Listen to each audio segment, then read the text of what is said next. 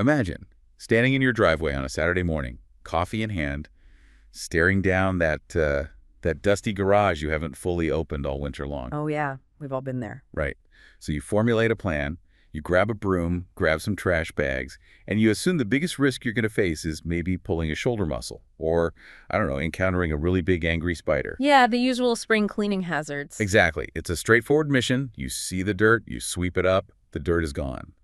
But medical officials are warning that the real danger in that garage is completely invisible. And highly, highly contagious in the right environment. Right, and worse, that broom you're holding is exactly what activates it. Today, for this deep dive, we're pulling from a pretty heavy-hitting health report. It's titled, The Silent Threat: Understanding and Preventing Hantavirus Disease. It's a fascinating read. It really is. Our mission today is to figure out why health agencies are issuing these renewed nationwide warnings about a pathogen most people, well, barely even think about. And, more importantly, how you can protect yourself without falling into a spiral of health anxiety. Because the goal here isn't to scare anyone. Right? Exactly. Okay, let's unpack this. How does a mundane chore like spring cleaning turn into a severe public health alert? Well, to really understand the urgency behind these new warnings, we have to look directly at the mortality statistics outlined in the report. The Centers for Disease Control and Prevention, they constantly monitor hantavirus infections. And they remain historically rare, which is good, but the severity is just staggering. In severe cases of the disease, the mortality rate can reach nearly 40%. Wait, 40%? Yeah, 40%. That number alone totally changes the entire calculus of how we should approach enclosed spaces. I mean, that is wild. You just don't see that kind of fatality rate in everyday environmental hazards. No, you really don't. But again, the goal of diving into this research isn't to make you afraid of your own backyard. Right. We want to be prepared, not paranoid. Precisely.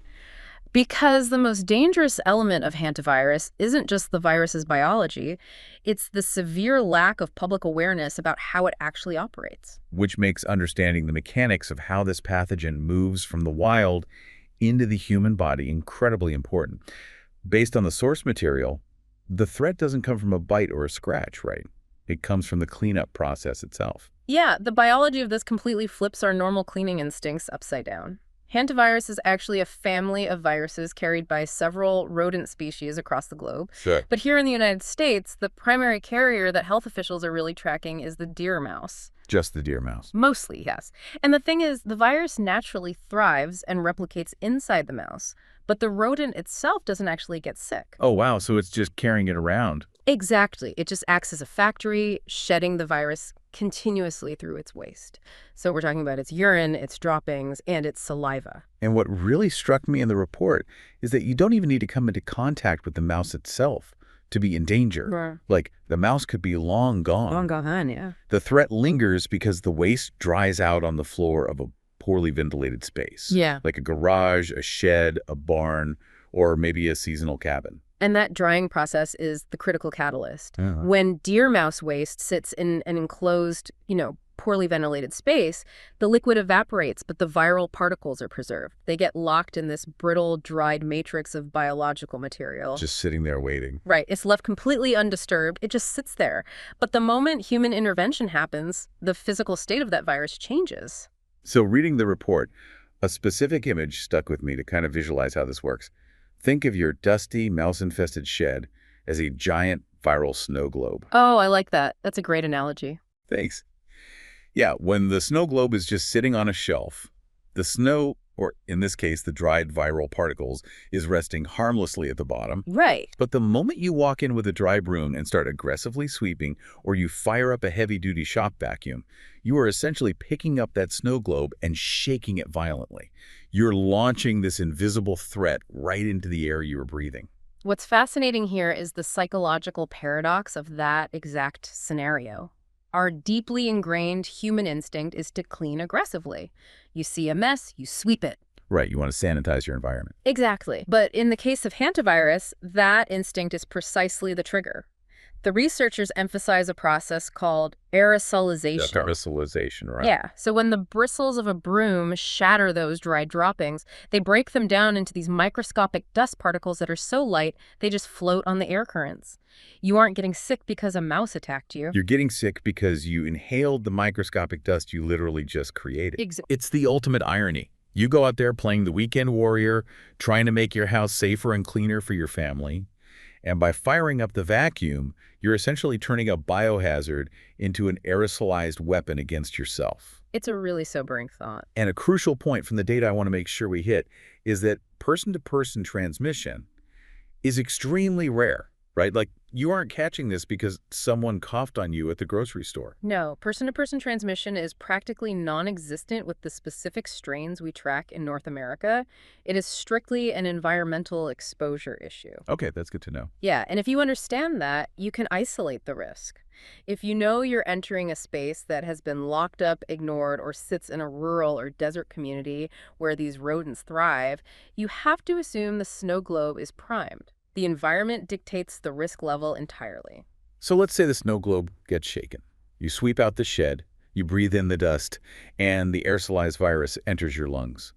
What exactly does this virus do once it's inside you? Well, that's where it gets really tricky. Because reading through the progression of the illness, which is known as Hantavirus pulmonary syndrome, or HPS, it seems like it operates incredibly stealthily before it actually strikes. It is deceptively stealthy. HPS operates in two distinct phases, and phase 1 is entirely about deception. How so?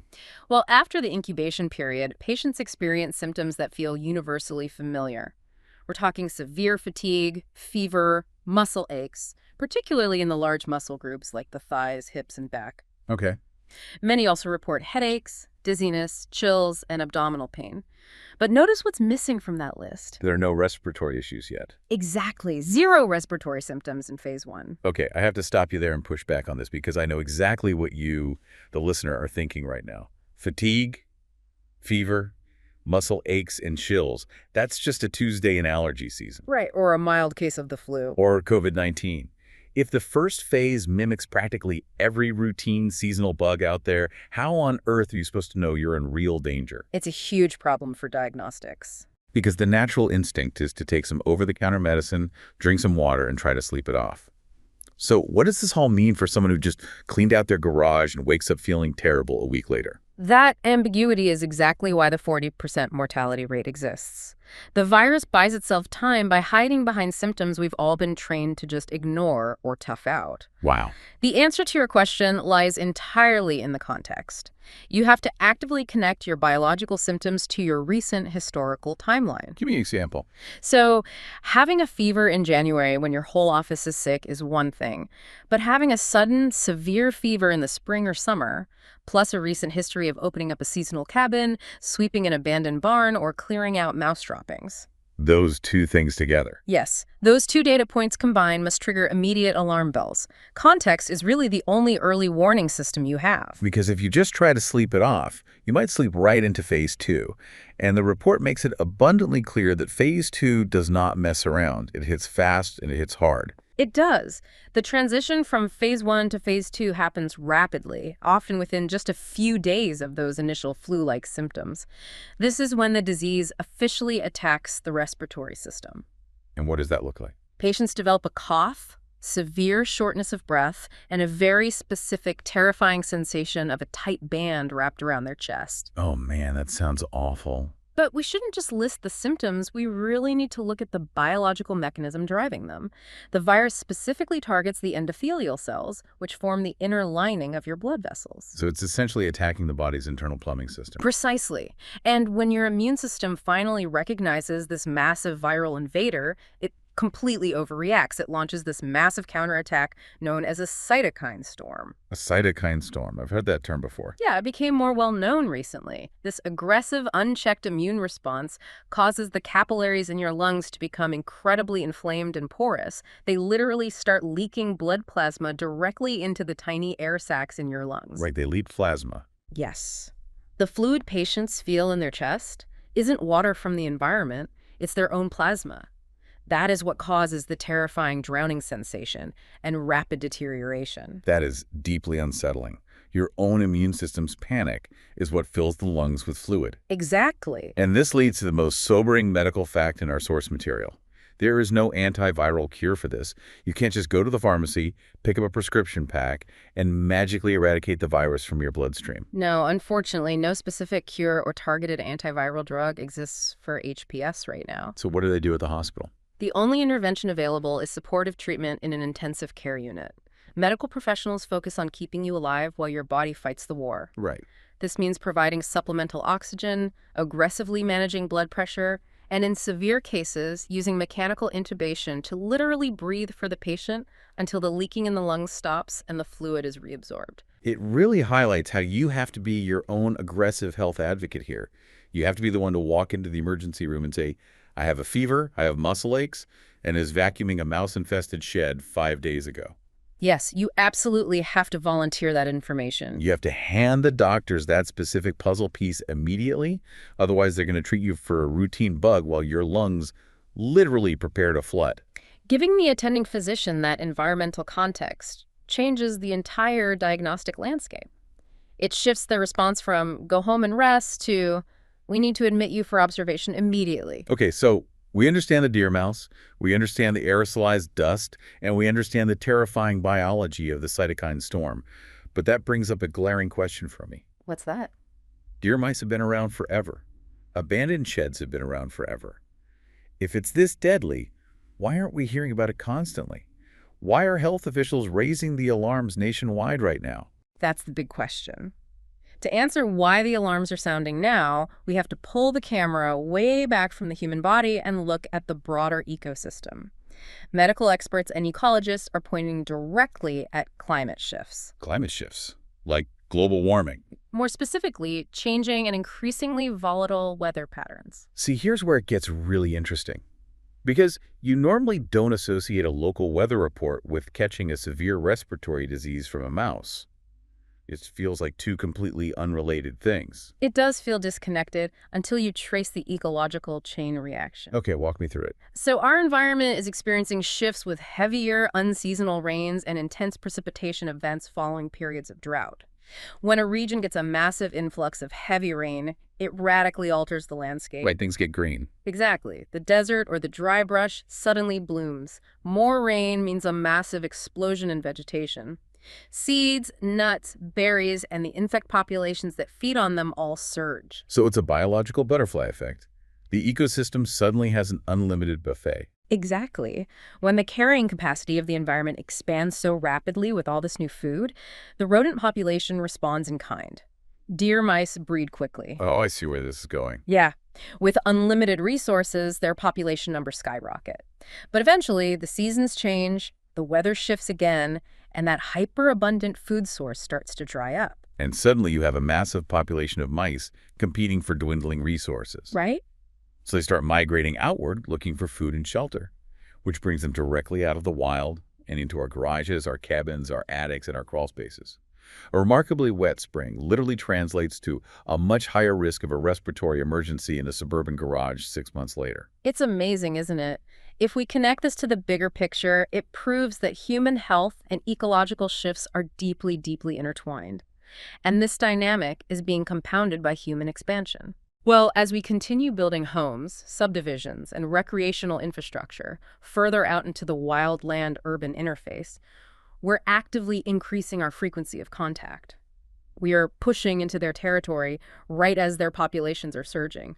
I was looking at the historical maps and the data, and hantavirus used to be heavily concentrated in the western and southwestern United States. But those heat maps are shifting, aren't they? The shifting map is a primary reason for the renewed health warnings.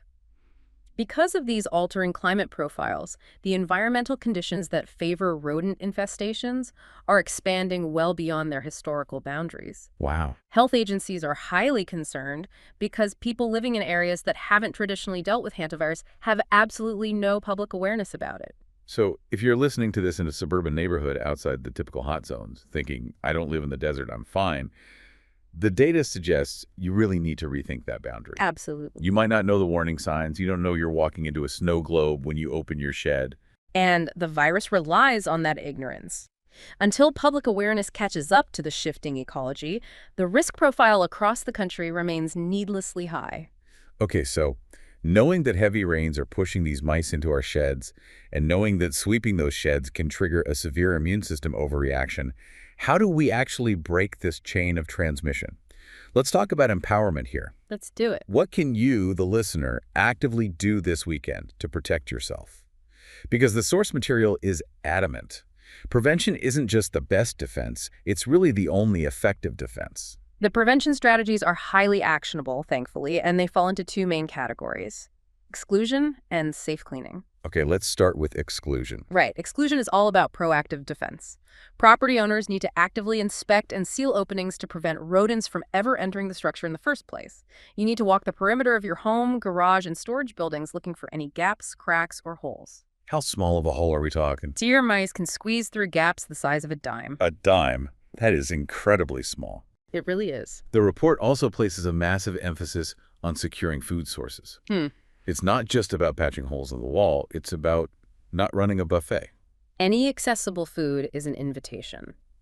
All human food, pet food, and especially bird seed should be stored inside tightly sealed, chew-proof containers. If you deny them entry and remove the food source, you severely discourage the initial infestation. Makes sense. And this same diligence applies to outdoor recreation, too. If you are a camper, a hiker, or an outdoor worker sleeping near rodent habitats, the risk is elevated. You must thoroughly inspect cabins, trailers, and campsites for droppings before you unpack and settle in. Okay, so exclusion is the first line of defense. Yeah. But what if it's too late? What if you open the garage door, shine a flashlight, and see the droppings on the floor? Right. We've already established that the broom and the shop vacuum are essentially aerosolized weapons. Right. How do you clean the space without shaking the snow globe? This is where we implement the crucial cleaning protocol, and it relies entirely on a liquid defense. The primary objective is to prevent the viral particles from ever becoming airborne. You completely abandon the broom and the vacuum. So what do you use? Instead, you take a household disinfectant, like a bleach solution or a commercial antibacterial spray, and you heavily spray the contaminated area. You're basically soaking the droppings until they're drenched. Why does the liquid work so well? It works on two levels, physical and chemical. Physically, soaking the waste weighs the microscopic particles down. They are trapped in the liquid and physically cannot float into the air. Okay, that covers the dust. And chemically, viruses like Hantavirus have a lipid envelope, which is essentially an outer layer of fat that protects the genetic material. Household disinfectants and detergents break apart that fat layer, which completely neutralizes and destroys the virus. So you spray it, and then what? You spray it, you let it sit for 5 minutes to allow the chemical reaction to happen, and then you carefully wipe the wet surfaces using disposable paper towels. Then everything goes immediately into a sealed plastic garbage bag. It's incredibly simple, but profoundly effective. Adding a liquid disinfectant completely dismantles the threat on a molecular level and traps it physically. You wipe it up wet, and the biohazard is thrown in the trash. It's the wet wipe defense. The wet wipe defense, exactly. And this raises an important question about our everyday habits. We really have to permanently adapt how we interact with unconditioned spaces. Like sheds and garages. Right. We need to shift from passive awareness, just hoping we don't catch something, to active preventative hygiene. It means keeping a bottle of disinfectant spray and a roll of paper towels right inside the door of your shed or packed in your camping gear. Just having it ready. Yeah, we have to rewire our brains so that when we look at a dusty, enclosed space, our first reflex isn't to grab a broom, but to assess the ventilation and grab a liquid spray. It's a total paradigm shift in how we approach our chores. So let's wrap up this deep dive. We started by looking at the incredibly stealthy nature of hantavirus, how it uses the dried waste of the deer mouse to lay a trap, and how it tricks your body into thinking it has a mild flu before rapidly escalating into a severe plasma-leaking respiratory crisis. We also explored the broader ecological drivers behind the renewed warnings. The fascinating, if bit unsettling reality that volatile weather patterns and heavy rains are driving up rodent populations, pushing more deer mice out of the wild and directly into our human spaces. And finally, we locked in the ultimate life-saving takeaway, the absolute biological necessity of choosing a wet paper towel and a bottle of disinfectant over a dry broom. So to you listening right now, yes, an invisible pathogen with a 40% mortality rate is a terrifying prospect on paper. Extremely terrifying. But you are now fully equipped with the exact knowledge you need. You know the timeline of the warning signs, you understand the context you need to give your doctor, and you know exactly how to chemically and physically dismantle the threat before it ever reaches your lungs. You hold all the cards. I'd like to leave you with one final thought to ponder as you go about your week. We spend so much of our modern lives inside. We tend to view our sealed homes, our concrete garages, and our climate-controlled buildings as fortresses that are entirely separate from the wild ecosystem outside. Right, we think nature is out there. Exactly. But the reality of hantavirus is a humbling reminder that we are deeply, inextricably entangled with the natural world. A heavy rainstorm deep in the forest eventually dictates the quality of the air we breathe in our most private, enclosed spaces. It's a reminder that we aren't observing the biological web from the outside. We are living right in the middle of it. Which means the next time you stand in your driveway on a Saturday morning, staring down that dusty garage, you're not just doing a household chore, you're actively navigating an ecosystem. So leave the broom in the closet, grab the spray bottle, and clean smart.